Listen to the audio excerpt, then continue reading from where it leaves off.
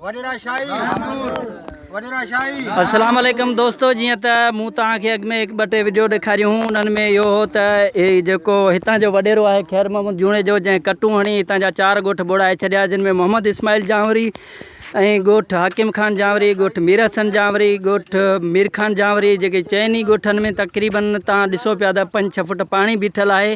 वॾेरे पंहिंजा फ़सुल बचाइण जे लाइ चइनी ॻोठनि में कटूं हणी पाणी जो छोड़ करे छॾियो, जेके वीचारा बेघर थियल आहिनि। ऐं हींअर हिननि एहतजाज रिकॉर्ड करायो आहे त असांजो पाणी निकाल करायो वञे ऐं हिन वॾेरे ते FIR कटाई वञे। इन सिलसिले में अचो त ॻोठनि सां पाण पुछूं त हुननि जा कहिड़ा वीचार आहिनि। जी दादा, तव्हांजो नालो छा आहे? साईं, मुंहिंजो नालो मारम जावरी आहे। जी, असांजो ॻोठु इस्माइल जावरी, हाकिम ख़ान जावरी, मीर हसन जावरी, मीर ख़ान जावरी ए पाणी हेठां आहिनि। जी जी, वॾेरे ख़ैर मोहम्मद जूणे जो पंहिंजो पाणी बि कढायो ऐं पंहिंजे पाड़ेसरी ज़मींदार उन्हनि जूं बि वंगारूं वयूं, सॼो पाणी हेॾां कढायो। जी, असां हिन दरिया जहिड़ो आहे समुंड वारो ॾेख पियो ॾे, इन में जेको आहे 5-6 फुट पाणी आहे। जे तव्हांखे एतबार न अचे त असां हींअर बि पाणी माफ़ कराए वठो। सही सही।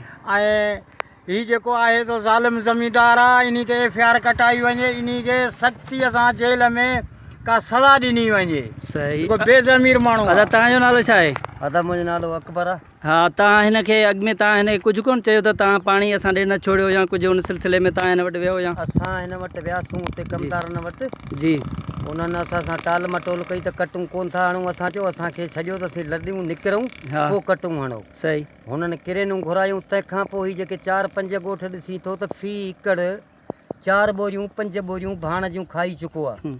तंहिंखां पोइ इहा ॻाल्हि आहे त डीज़ल ख़र्च उहो असांजो किरोड़नि जो फ़सुल लपेट में अची वियो इन कटुनि में। ठीकु आहे, सही। हाणे उन्हनि खे असीं किथां ॾियूं, किथां आणियूं, छा करियूं? असीं खाऊं, ख़र्चूं उन्हनि खे भाण भितर जो किथां ॾियूं? असां सां हिन ज़ुल्म कयो आहे ख़ैर मोहम्मद ऐं जूणे ॿी ॻाल्हि त हितां जेको आहे जीअं कटूं लॻियूं आहिनि त हितां जे ॻोठाणनि में जेको भील बिरादरी जा जेके ग़रीब ॻोठाणा हुआ, उन्हनि जी हिकिड़ी पौड़ी गुज़ारे वई, जंहिंजे लाश खणणु हिकिड़ो वॾो मसइलो थी वियो हो, जेको पाणीअ ते तारे कढियो वियो। अदा, इहा ॻाल्हि केतिरे क़दुरु सही? एतिरे क़दुरु आहे ॻाल्हि, जेका बरसाति वसी थिए थियो हुननि किरनूं घुरायूं। हुननि चयो 10 मिंट 15 सब्र कयो, असीं लाश कढूं, उन खां बाद में बि कटणो। सही। उहो लाश बि उन कट हणण खां पोइ निकितो आहे। सही। एतिरो बि हुननि में सब्र न हो त जेको ग़रीब लाश कढी वञनि, उन खां पोइ 10 मिंटनि में असीं पाणी कढूं।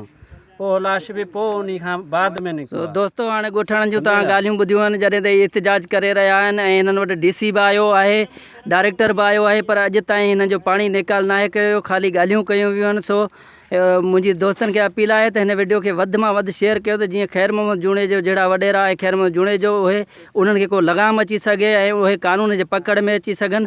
साथ सलामत। जी सिंध।